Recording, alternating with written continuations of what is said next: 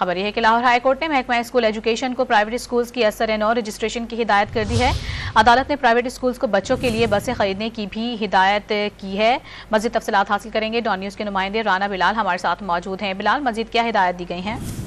Lahore high court نے محکمہ school education کو پرائیویٹ اسکول کی نئے سرے سے رجسٹریشن کرنے کی ہدایت کرتے ہوئے پرائیویٹ اسکولز کو بچوں کے لیے نئی بسیں خریدنے کی بھی ہدایت کی ہے۔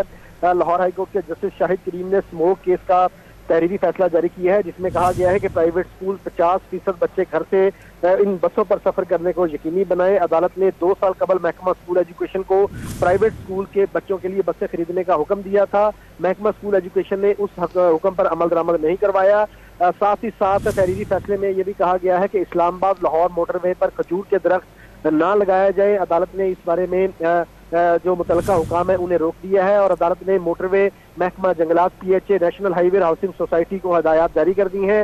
تحریری حکم کے مطابق جوڈیشل ممبر کے مطابق چھتوں پر پودے لگانے کی مہم جو ہے وہ شروع ہو چکی ہے۔ کالجز کی چھتوں پر پودے اور گارڈن بنائے جا رہے ہیں۔ عدالت نے جوہر ٹاؤن کے علاقے میں محکمہ LWMC کو صفائی ستھرائی کے احکامات بھی جاری کر دیے ہیں، اور ایکسپو سینٹر کے گرد صفائی ستھرائی کے بھی احکامات جاری کیے ہیں، اور وہاں پر پودے لگانے کی بھی ہدایت کی ہے۔